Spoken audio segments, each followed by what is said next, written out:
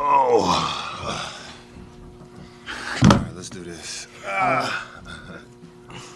Two questions, one for each of you. Bam, how do you just, I don't know how to ask, other than how do you process what, I mean, 2 nights ago you sat in here and said you came in as a defender and a lob guy. And True. Now you do this. You now have the highest game among active players in the NBA.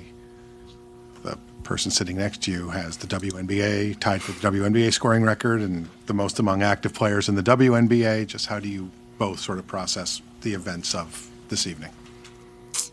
Well, she's been gone for like a week. She was complaining about how I got my 10,000 point and how she wanted me to wait. So to have 83, the first game she's here is very special. You know, the behind the scenes and the workouts and the conversations, they're very motivating. And obviously you see what she does and you get inspired every day by that. So I'm thankful to have her in my life. She's gonna cry, by the way. No, I'm not. Okay. Can you just, Yeah. somebody said that you were in the tunnel and didn't want to go out when he was rolling in the first half. Dang. And- I have eyes everywhere. Oh, yeah. Did you get out? I mean, I know you got out there, obviously, but did you just not want to throw off the car? I mean, what was it like when you got out there finally? Yeah, I was hiding a little bit, only because, I don't know, I just got nervous. Because like Bam said, I mean, I see the countless hours that he puts in. I see the early morning workouts, the questioning, the self-doubt. I see all that. And so for him to be thriving so well in that space during that time, I didn't want to mess up any mojo because we are two of the most routine people ever. And I'm just like, all right, if I'm not in my seat, he's doing pretty well. And I remember I sat down and you missed your free throw and I was like, all right, let me go back to the bag. But at the same time, I knew I wanted to just be there to show my support. But this has been an incredible game, obviously, but journey for Bam.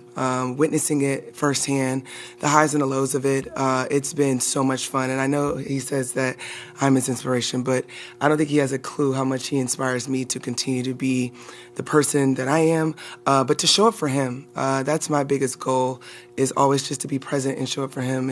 And I was a little mad that you got your 10K and I wasn't here, but you made up for it. And I'm grateful that God is really just really special for him, and God doesn't play about Bam. Ben, can you just kind of talk about just taking in a moment like this? Because I saw afterwards, obviously, hugging Spo and the players, your mother, and of course now here. And can you just kind of talk about what that's like? I mean, that must be really hard as well. Like I said, man, came into this league as a defender and a lob threat, and you know, I really got emotional. It didn't hit me until like I hugged her and then I hugged my mom, because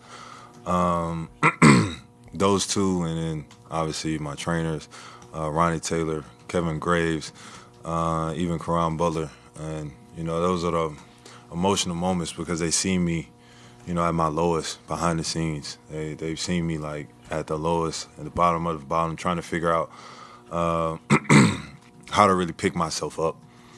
And, you know, to have this moment and share it with all of them, it's a pretty emotional moment. Like I said, I wish I could relive it twice. So this is a special moment. It's Wilt, me, then Kobe, which sounds crazy. I was going to ask you about that short list, but I know obviously you grew up a huge Kobe fan and he meant a lot to you. What does it mean to kind of be in that company and also pass him on that list? To me, it's wondering what he would say.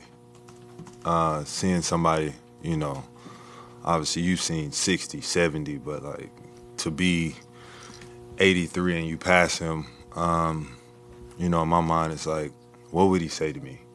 Because I've always wanted to have a conversation with him, but he'll probably say me do it again. But just a surreal moment being in the company with somebody you idolized growing up. Bam, just at what point, I know you're not a scoreboard guy, But at what point, maybe did the numbers sort of catch your attention? And at what point, because you are a student of the game, did you sort of realize, like, this is kind of getting a little crazy? Probably when I had 45 at the half.